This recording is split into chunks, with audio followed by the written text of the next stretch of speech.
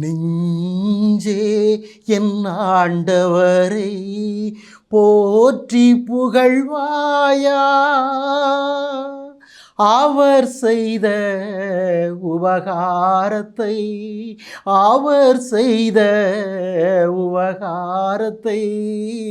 ஒருபோதும் மறவாதே. நெஞ்சே என் ஆண்டவரை போற்றி புகழ்வாயா,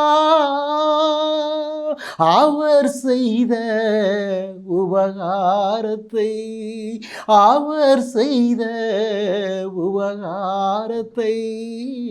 ஒரு நாளும் மறவாதே. நெஞ்சே என் ஆண்டவரை போற்றி புகழ்வாயா.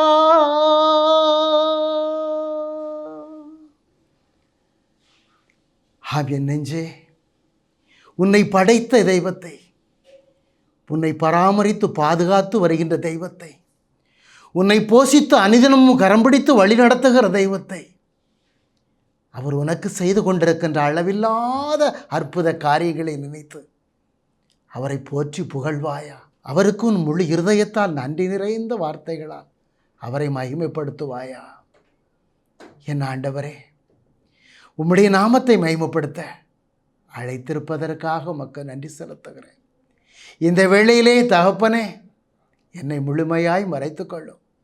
உம்முடைய நாமத்தை மகிமைப்படுத்த வந்திருக்கிற இதோ உம்முடைய பிள்ளையை மறைத்து எனக்கு முன்பாக முழுமையாக உம்முடைய மகிமையின் ஆற்றலும் ஆளுகையும் முன்னின்று இதோ எதிர்கொண்டு நிற்கிற உம்முடைய பிள்ளைகள், உம்முடைய வார்த்தைகளை கேட்டுக்கொண்டு நிற்கிற உம்முடைய பிள்ளைகள், சொல்லனா துயரங்களோடு வேதனைகளோடு பெருமூச்சுகளோடு என் ஆண்டவரே என்று ஒவ்வொரு வார்த்தைகளையும் கேட்டு இருதயத்தால் நிறைவடையும். உம்முடைய வார்த்தைகள் வெளிப்படுகின்ற ஒவ்வொரு வார்த்தைகளையும் உம்முடைய பிள்ளைகளுடைய இருதயங்களை ஊடுருவி பாய்ந்து எந்த வாளிலும் கூறின மேன்மை உள்ளதான உம்முடைய வார்த்தை, ஜீவன் உள்ளதான உம்முடைய வார்த்தை, வலு உள்ளதான உம்முடைய வார்த்தை, வல்லமை உள்ளதான உம்முடைய வார்த்தை, ஜீவன் உள்ளதான உம்முடைய வார்த்தை அவருடைய இருதயங்களை ஊடுருவி பாய்ந்து ஆண்டவரே, அவர்கள் தேவைகள் அனைத்திலும் நிறைவு செய்து என்ன தேவைகளோடு, என்ன வேண்டுதல்களோடு, என்ன உள்ள குமரல்களோடு, மனவேதனைகளோடு நொறுங்குண்டு நிற்கிறார்களோ ஆண்டவரே, என் தகப்பன் நீர் அறிவீர் ஆண்டவரே. அவர்கள் வாழ்க்கையில் நிறைவேறுவதற்கு நடப்பதற்கு முன்பாக அறியக்கூடிய அற்புத கிருபை உள்ள தேவன் தேவரீர் தாமே சுவாமி. எனவே உடைய பிள்ளைகளுடைய அழுகுரலை கண்ணோக்கி பாரும், தேவைகளை கண்ணோக்கி பாரும், எதிர்பார்ப்புகளை கண்ணோக்கி பாரும். இரக்கமாயிரும் ஆண்டவரே, இரக்கமாயிரும் ஆண்டவரே, இரக்கமாயிரும் ஆண்டவரே.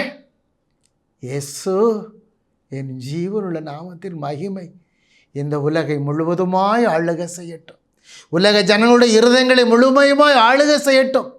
வஞ்சகனின் இருள் சூழ்ந்த பாதைகள் சுட்டெரிக்கப்படட்டும், ஒளிந்து ஓடட்டும். என் தேவனின் கிருபையின் ஆளுகை உலகம் முழுவதுமாய் மகிமையாய் ஜொலிக்கும்படியுமாய் என் தகப்பனுடைய கிருபையின் பாதத்திலே முற்றுகையிட்டு மன்றாடி ஜெபிக்கிறேன். தேவரீர் அற்புதங்களை செய்யப்போவதற்காய், அதிசயங்களை செய்யப்போவதற்காய், ஆச்சரியங்களை நிகழ்த்துவதற்காய் தகப்பனே, என் இருதயத்தின் ஆழத்திலிருந்து உமக்கு நன்றி செலுத்துகிறேன். ஆமேன். ஆமீன். ஆண்டவரில் பிரியமான சகோதர சகோதரிகளே, ஆண்டவருடைய ஜீவ வார்த்தை வெளிப்படுகின்ற வேளை எவ்வளவு ஆசீர்வாதமான வேளை பாருங்கள். ஆண்டவருடைய வார்த்தையை கேட்பதற்கு அவருடைய பிள்ளைகள் என்று சொல்லக்கூடிய உரிமையை பெற்றிருக்கிற நாம் ஆண்டவருக்குள்ளே எவ்வளவு பேறு பெற்றவர்கள், எவ்வளவு பெருமை வாய்ந்தவர்கள் ஆண்டவருக்குள்ளே. ஆமீன். ஆண்டவரில் பிரியமானவர்களே, இந்த உலக வாழ்க்கையின் நெருக்கடிகள், போராட்டங்கள், சூழ்நிலைகள், அவதூறுகள், அவமானங்கள், தடுமாற்றங்கள், ஏமாற்றங்கள் எல்லாம் மனிதனுடைய வாழ்க்கையில் இப்பொழுது அதிகமாகிக்கொண்டே இருக்கிறது.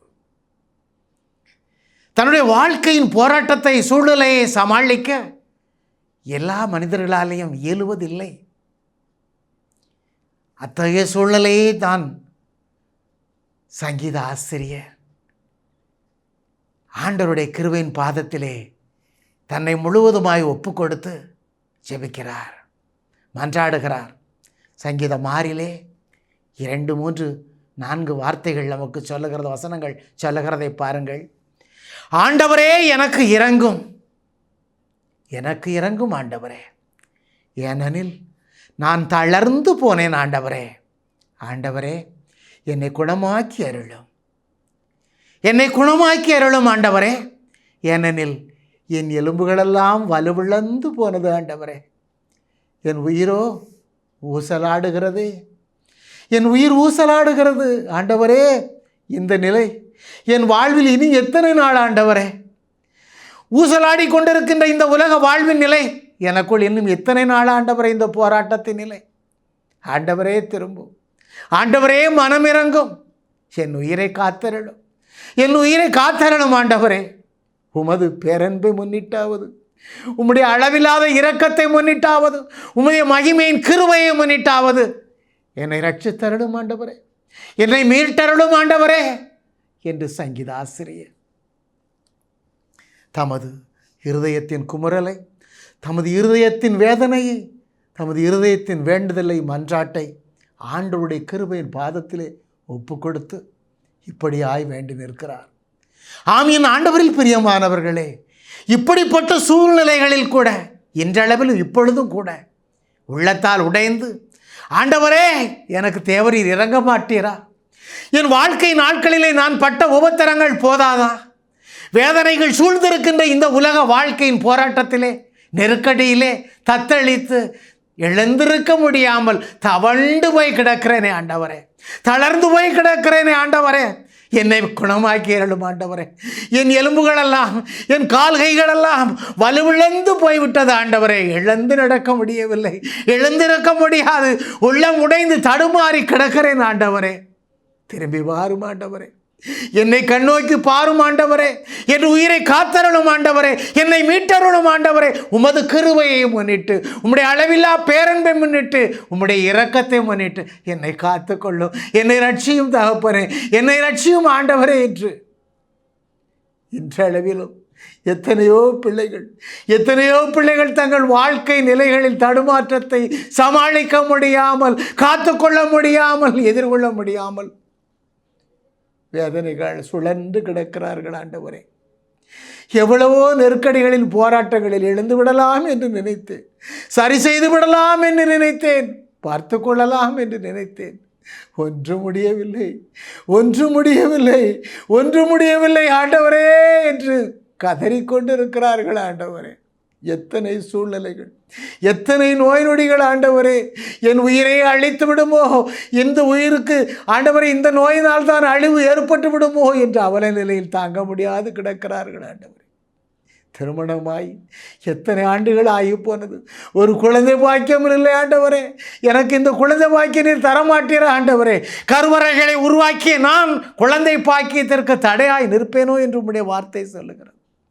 எத்தனை ஜனங்கள் ஆண்டவரே, எத்தனை தாய் உள்ளங்கள் ஆண்டவரே, கண்ணீரோடு அழுது புலம்பிக் கொண்டிருக்கிறது. ஒரு நல்ல காரியத்திற்கு செல்ல முடியவில்லை, ஒரு நல்ல காரியத்திற்கு முன்னிற்க முடியவில்லை.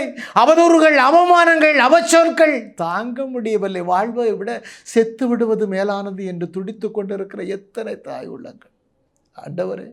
ஆதரவற்று இருக்கிறவர்கள், அனாதைகளாக, சிறியவர் முதலாய் பெரியவர் வரையிலும் ஆண்டவரே, யார் எங்களை பார்ப்பார்? யார் எங்களுக்கு உதவி செய்வார்? ஐயோ, பிள்ளைகள் இல்லை, பார்ப்பதற்கு ஒரு பிள்ளைகள் கூட இல்லை என்று நினைப்பார். பிள்ளைகள் இத்தனை இருந்து கூட உதவி செய்வார் ஒருவரும் இல்லை என்று நினைக்கிற அவலநிலை ஒரு பக்கம். யார் இருக்கிறார் ஆண்டவரே? இந்த உலகத்தில் யார் இருக்கிறார் ஆண்டவரே? தன் உடலில் இருக்கிற வலுவும், தன் உடலில் இருக்கிற தெம்பும், தன்னில் இருக்கிற பொருளாதார பசைகளை வைத்து மனிதன் எல்லாம் சாதித்து விடலாம் என்று நினைக்கிறார். ஆனால் வலுவிழந்து நிற்கிற நிலையில், பொருளாதாரமற்று நிற்கிற நிலையில் தளர்ந்து விழுகிறானே, என்ன செய்வதென்று அறியாது புலம்புகிறான், பிதற்றுகிறானே. யார் உதவி செய்ய முடியும்? யார் உதவி செய்ய முடியும் ஆண்டவரே? உம்மை தவிர இந்த உலகத்தில் யார் இருக்கிறார்? எந்த உறவுகள் என்ன செய்ய முடியும் ஆண்டவரே? இதோ உள்ள உடைந்து, மனம் தளர்ந்து, உடலெல்லாம் சோர்ந்து, எலும்புகளெல்லாம் தளர்ந்து போய் நிற்கிற உடைய பிள்ளைகள் மேல் இறக்க வையும் ஆண்டவரே.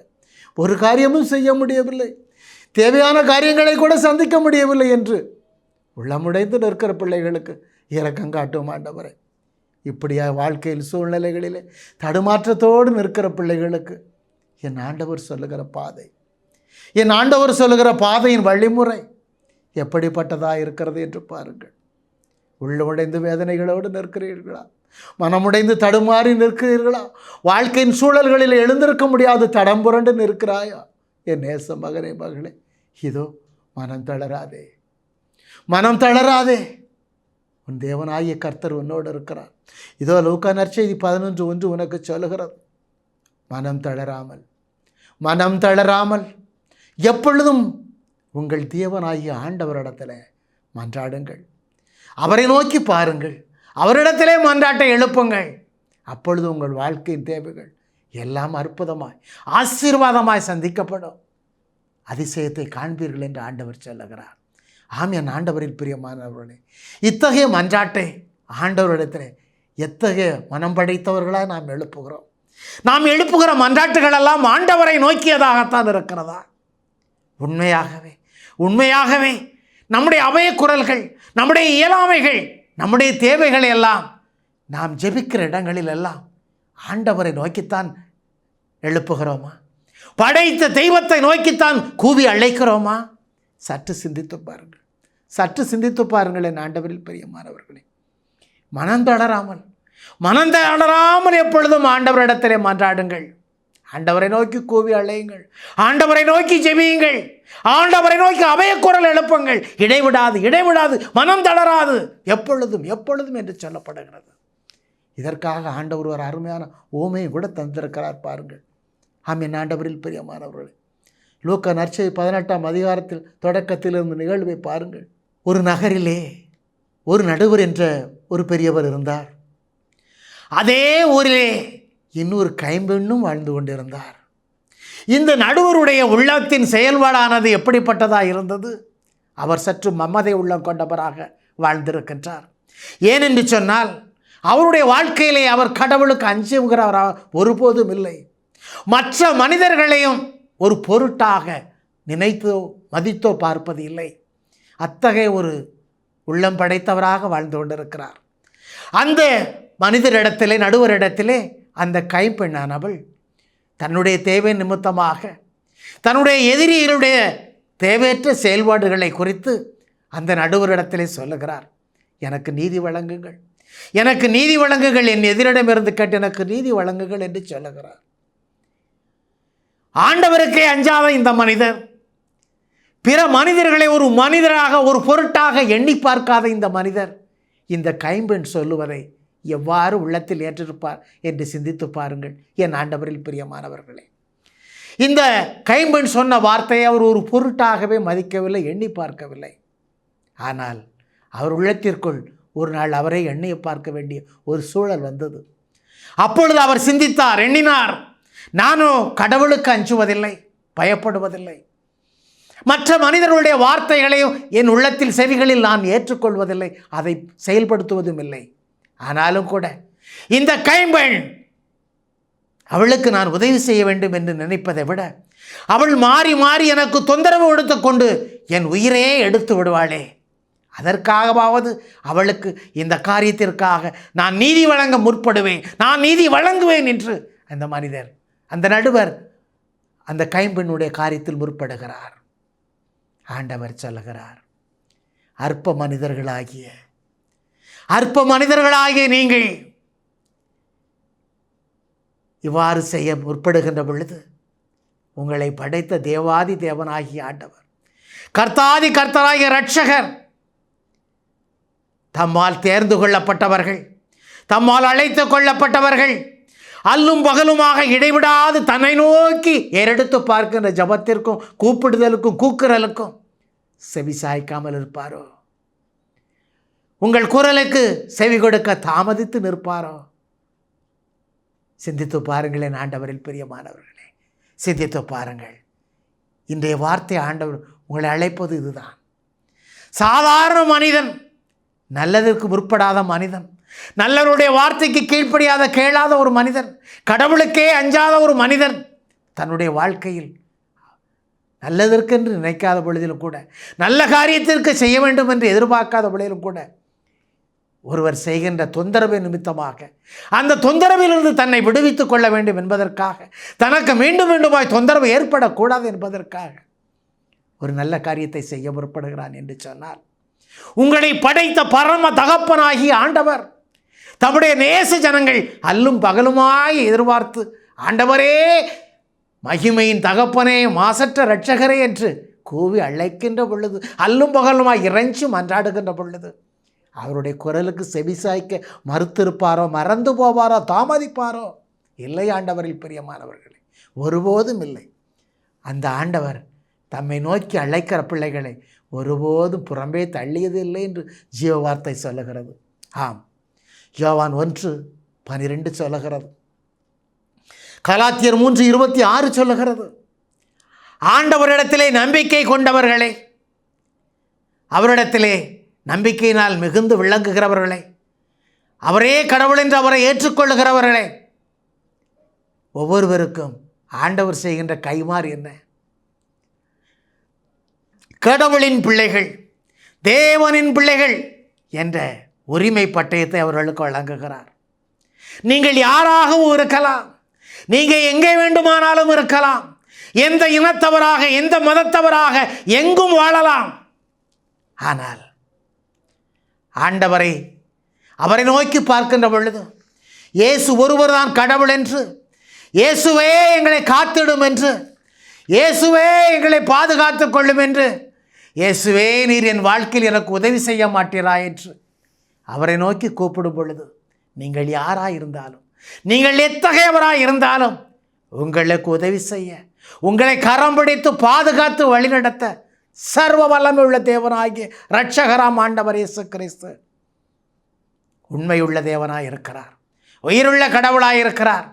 இதோ 1 கொரிந்தியர் 1:3 சொல்லுகிறதே, இந்த ஆண்டவராகிய இயேசு கிறிஸ்து ஒரு குறிப்பிட்டவர்களுக்கு மாத்திரமல்ல, நம்மவர்களுக்கு மாத்திரமல்ல, ஒரு சாராருக்கு மாத்திரமல்ல, அவர் எல்லோருக்கும் ஆண்டவர். உலகத்தில் உள்ள அனைவருக்கும் இயேசு கிறிஸ்து ஒருவரே ஆண்டவர். ஆமீன். ஆண்டவரில் பிரியமானவர்களே, எனவேதான் ஆண்டவர் சொல்லுகிறார், தம்முடைய பிள்ளைகள் யாராயிருந்தாலும், எவராயிருந்தாலும், எங்கிருந்தாலும் தம்மை நோக்கி கூவி அழைக்கின்ற பொழுது அவர் கிருபை செய்ய வல்லவராய் இருக்கிறார். மத்தேயு நற்செய்தி 18ஆம் அதிகாரத்திலே 19-20 வசனங்களை பார்க்கின்ற பொழுது, எங்கே 2-3 பேர் என்னுடைய நாமத்தினால் கூடியிருக்கிறார்களோ அங்கே அப்பொழுதே அவர்கள் நடுவிலே நான் இருக்கின்றேன் என்று சொல்லுகின்றார். இது யாரால் கூடும்? எங்கனும் கூடும்? எவரால் முடியும்? உயிருள்ள தேவனாகிய கர்த்தர் ஒருவராலே தான் முடியும்.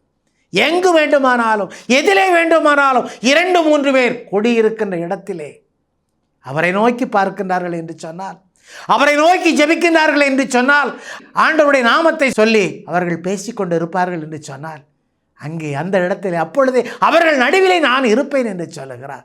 அது மாத்திரமல்ல என் ஆண்டவரில் பிரியமானவர்களே, இந்த பூமியிலே எங்கே 2 பேர் ஒருமித்த உள்ளத்தோடு, ஒருமித்த இருதயத்தோடு, ஒருமித்த கருத்தோடு ஆண்டவரை நோக்கி ஜபத்தை ஏறெடுக்கின்றார்களோ, மன்றாட்டுக்களை ஏறெடுக்கின்றார்களோ, அவருடைய மன்றாட்டுக்களுக்கு, அவருடைய வேண்டுதலுக்கு விண்ணகத்திலிருந்து என் தந்தை கிருபையாய் அவர்களுக்கு அருள்வார் என்று ஆண்டவர் வாக்கு கொடுக்கிறார். அவர் வாக்கு மாறாத தேவன். நம்மை போல இப்பொழுது ஒன்று நாளை ஒன்று என்று சொல்லக்கூடியவர் அல்ல, நேற்று ஒன்று இப்பொழுது என்று வார்த்தை மாறக்கூடியவர் அல்ல. மனிதன் எல்லாவற்றிலும் மாறக்கூடியவர். ஆனால் என் தேவன் வாக்கு மாறாதவர். அவர் வார்த்தை ஜீவன் உள்ளது. ஆம், ஆண்டவரில் பிரியமானவர்களே, என்னென்று சொன்னால் அவர் ஒருவர் தான் கடவுள், அவர் ஒருவர் தான் ஆண்டவர். நீங்கள் ஜெபிங்கள், மன்றாடுங்கள். ஆண்டவர் சொல்லுகிறார், என்னை நோக்கி கூப்பிடுங்கள், என்னை நோக்கி மன்றாடுங்கள், என்னை நோக்கி ஜெபியுங்கள், என்னை தேடுங்கள் என் நேச ஜனமே. இதோ ஆமோஸ் 5:4 சொல்லுகிறது அல்லவா, என்னை நோக்கி கூப்பிடுங்கள், என்னை தேடுங்கள், அப்பொழுது நீங்கள் வாழ்வீர்கள், நீங்கள் வாழ்வடைவீர்கள். இந்த உலகத்தின் காரியங்கள் ஒரு பொருட்டல்ல. இந்த உலக தீமைகள், வஞ்சகங்கள், சிக்கல்கள், சிரமங்கள் எல்லாம் ஒரு பொருட்டல்ல. எந்த வேளையானாலும், எப்பொழுதானாலும், எங்கிருந்து யாராலானாலும் என்னை நோக்கி கூப்பிடுங்கள், என் நேச ஜனமே, என்னை நோக்கி கூப்பிடுங்கள், நீங்கள் வாழ்வீர்கள் என்று சொல்லுகிறார். ஆமென். ஆண்டவரில் பிரியமானவர்களே, இந்த உங்களுடைய இடைவிடாத வேண்டுதல், இடைவிடாத ஜெபத்தை குறித்து ஆண்டவர் மகிமையாய் வெளிப்படுத்துகிறார். லூக்கா நற்செய்தி 11ஆம் அதிகாரத்தில் 5 முதல் 8 வரை உள்ள 2 நிகழ்வில் கூட உங்களுள் ஒருவர் தமது நண்பனிடத்திலே நள்ளிரவிலே சாமத்திலே போய் வீட்டு கதவை தட்டி, நண்பனே, எனக்கு ஒரு 3 அப்பம் கடனாக கொடு. ஏனென்று சொன்னால், வழிப்போக்காக சென்று கொண்டிருந்த என்னுடைய நண்பன் இதோ என்னுடைய வீட்டிற்கு எதிர்பாராத விதமாக வந்து விட்டான். சாமமாகி விட்டது, என்னிடத்தில் கொடுப்பதற்கு உபசரிப்பதற்கு ஒன்றுமில்லை. எனவே 3 அப்பங்கள் இருந்தால் கொடு என்று கதவை தட்டுகிறான் என்று சொன்னால், அவர் என்ன சொல்லுகிறான்? இதோ வீடு பூட்டியாகிவிட்டது, நன்றாக தூங்கிக் கொண்டிருக்கிறார்கள், என் பிள்ளைகள் என்னோடு படுத்திருக்கிறார்கள், என்னால் எழுந்து வர முடியாது என்று சொல்லுகிறான். உதவி செய்வதற்கு முடியாத சூழ்நிலை, நண்பன் என்றும் கூட அவனால் உதவி செய்ய மனமில்லாத ஒரு சூழ்நிலை. ஆனாலும் கூட மீண்டும் மீண்டுமாய் அவன் கதவை தட்டி கொண்டு தொந்தரவு செய்து கொண்டிருக்கின்றானே என்பதற்காக மீண்டும் மீண்டுமாய் அவன் கதவை தட்டி கொண்டே இருக்கிறான், தொந்தரவு செய்து கொண்டே இருக்கிறான். நம்மை தூங்க விட மாட்டான் போல இருக்கிறது என்று எண்ணியாவது அவனுக்கு உதவி செய்ய முற்படுகிறான் அல்லவா? ஆண்டவரில் பிரியமானவர்களே, இதைத்தான் ஆண்டவர் உங்கள் முன் வைக்கிறார். நீங்கள் ஆண்டவரை நோக்கி கூப்பிடும் பொழுது, இதோ ஒரே வேளையிலே, இதோ ஒரே நாளையிலே, இதோ ஒரு மாதத்திலே, ஒரு வருடமானாலும் கூட உங்கள் ஜெபம் கேட்கப்படாமல் இருக்கலாம். நான் எத்தனை முறை வேண்டுவது, நான் எப்படியெல்லாம் ஜெபித்து விட்டேன், அழுதேன், தொழுதேன், கண்ணீர் வடித்தேன், ஜெபதவங்களெல்லாம் நடக்கிற இடங்களுக்கெல்லாம் சென்று அழுது ஜெபித்து பார்த்தேன், கண்ணீர் சிந்தினேன், ஆலயமாக சென்று அழுதேன், என் கண்ணீருக்கு பதிலே இல்லை. ஆண்டவர் இருக்கிறாரா இல்லையா? ஆண்டவருக்கு கண்ணு இருக்கிறதா இல்லையா? என் வார்த்தைக்கு செவி கொடுக்கிறாரா இல்லையா என்று மனிதன் உள்ளத்தின் வேதனையால், குமுறலால் ஆண்டவரை திட்டி தீர்ப்பதும் உலகத்தின் சாதாரண பழக்க வழக்கமாக இருக்கிறது. ஆண்டவர் அப்படிப்பட்டவர் அல்ல. ஆண்டவரில் பிரியமானவர்கள், உன் தாய் உன்னை மறந்து போனாலும், பால் ஊட்டுகிற உன் தாய் உன்னை மறப்பாளா? ஒருபோதும் மறந்து போக மாட்டாள்.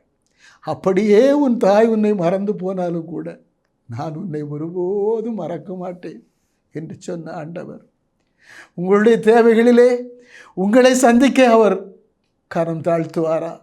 தாமதிப்பாரா?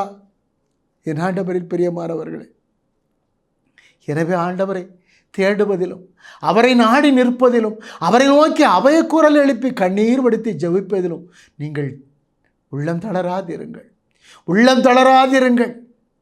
தொடக்கத்திலே அநேகர் ஜெபிப்பதுண்டு, ஆனால் அந்த ஜெபம் இறுதியிலே வலுவடைந்து விடுகிறது. இதைத்தான் வலியுறுத்துகிறார்.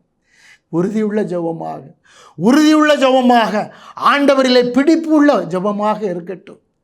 நம்பிக்கையில் பலன் கொண்ட ஜெபமாக, நிச்சயமாக ஆண்டவரிடத்திலே நான் இதை பெற்றுவிடுவேன் என்ற வைராக்கியம் உள்ள ஜெபமாக. யாரை போல?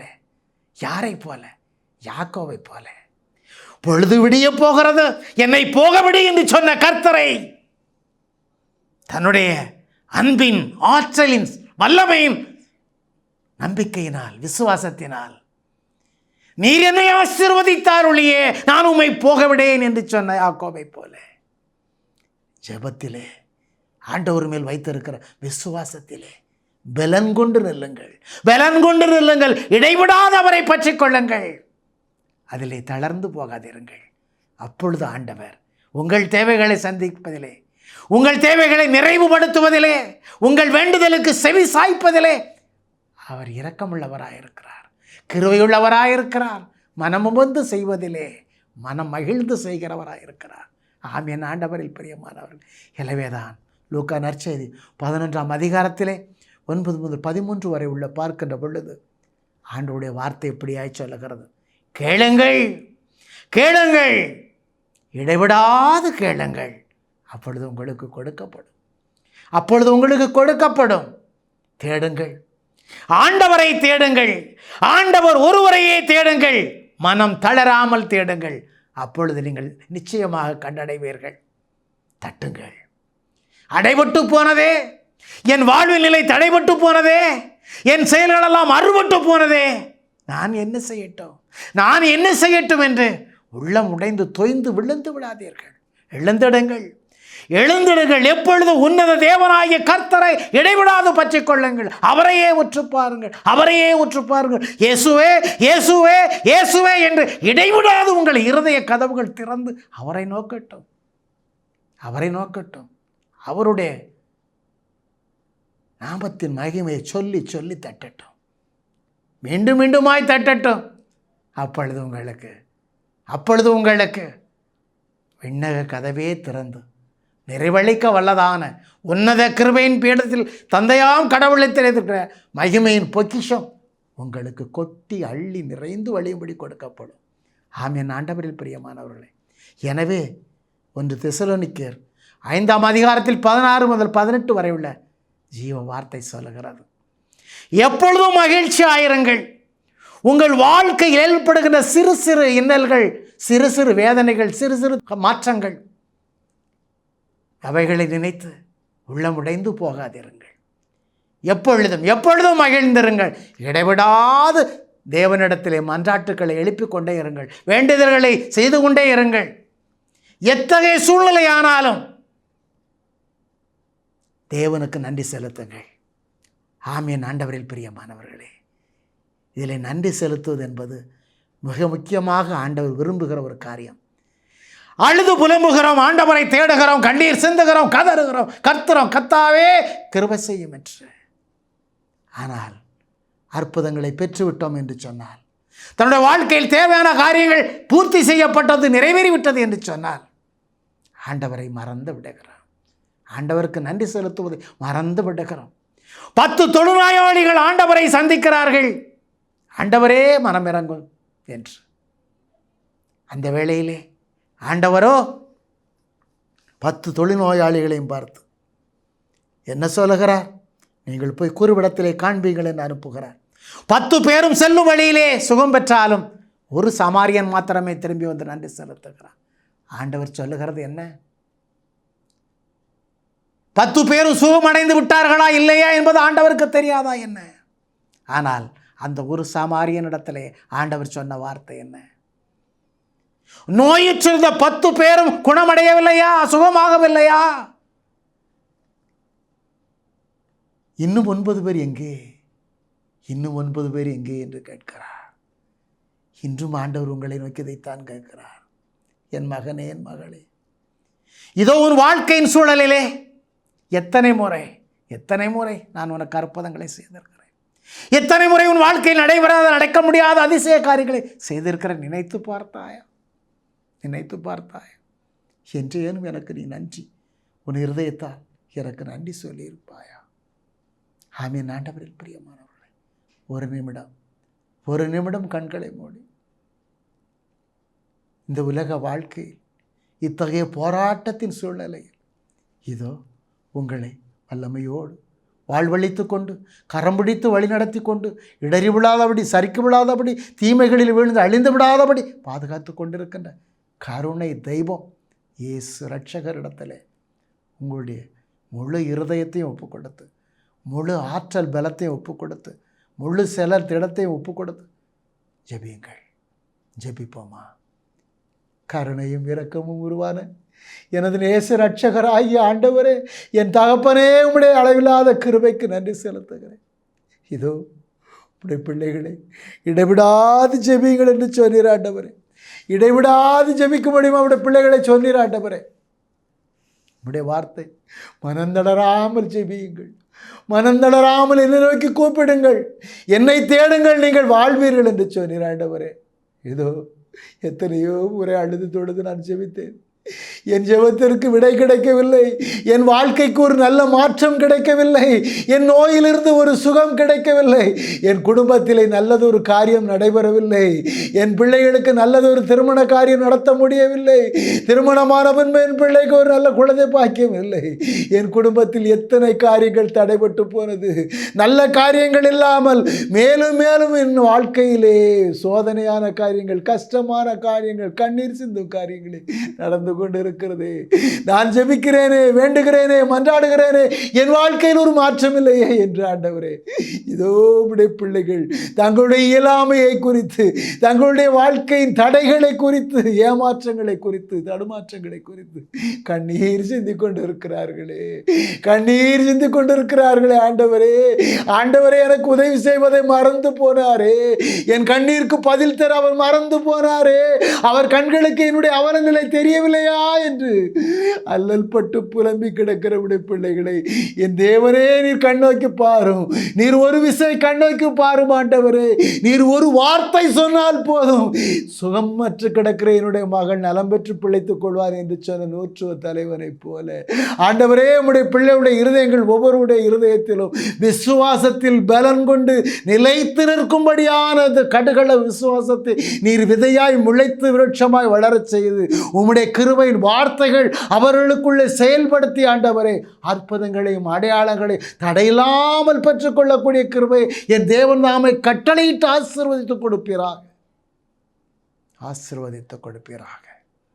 அப்படி நீர் ஆசீர்வதித்து கொடுத்து இடைவிடாது ஜெபிக்கிற உம்முடைய பிள்ளைகளை மேலும் மேலுமாய் ஜெபத்திலே ஆண்டவரே உம்மை நோக்கி குரல் எழுப்பி ஜெபிப்பதிலே மேன்மையுள்ளவராக விளங்கத்தக்கதாக இடைவிடாது ஜெபிப்பதற்கு உம்முடைய ஆவியானவரால் தூண்டுதல் பற்றி எழுப்பக்கூடிய வல்லமை அவர்களுக்கு கொடுத்து நீர் ஆளுக செய்து ஆண்டவரே, வல்லமை இழந்து ஜெபத்தில் ஈடுபடுகிறவர்களுக்கும் வல்லமை இழந்து போதிக்கிறவர்களுக்கும் உம்முடைய ஜீவ ஆவியின் வல்லமையை நீர் அக்கினியாய் ஊற்றி அபிஷேகத்தால் நிரப்பி உம்மோடு கூட சேர்ந்து ஜபிக்கக்கூடிய மகிமையின் ஆற்றலை அவர்களுக்குள் வெளியிடச் செய்து அற்புதங்களும் அடையாளங்களும் அங்கே வெளிப்பட்டு என் தேவனுடைய பரிசுத்த நாமம் மாத்திரமே மகிமையடையத்தக்கதாக என் ஆண்டவர் நிற்கிறவை செய்வீராக. என் தகப்பன் அப்படி செய்து ஆசீர்வதித்து உம்முடைய பிள்ளைகள் ஒவ்வொருடைய இருதயத்திலும் இடைவிடாது ஜெபிக்கவும் இடைவிடாது உம்மை மகிமைப்படுத்தவும் ஆண்டவரே எப்பொழுதும் மகிழ்ச்சியாக இருந்து நம்பிக்கையோடு விசுவாசத்தோடு உம்முடைய நாமத்தில் நம்பிக்கை வைத்து ஜெபிக்கவும் அதை பெற்றுக்கொள்ள உம்முடைய வார்த்தையின்படி என் நாமத்தினால் கேட்பீர்கள் என்றார் என் தந்தை பரமதந்தை உங்களுக்கு அருள்வார், நானும் உங்களுக்கு கிருபை செய்வேன் என்ற உம்முடைய வார்த்தையின்படி உம்முடைய பிள்ளைகள் எல்லா கொடைகளையும் உம்முடைய நாமத்தை உம்மை நோக்கி இடைவிடாது ஜெபிப்பதனால் பற்றி கொள்ளக்கூடிய கிருபையை நீர் கொடுத்து ஆசீர்வதிப்பதற்காக என் தகப்பனே, என் இருதயத்தின் ஆழத்திலிருந்து இடைவிடாது உமக்கு நன்றி செலுத்துகிறேன். நேசமுள்ள நல்ல ஆண்டவரே, என் நேச இரட்சகரே, ஆமேன், ஆமேன்.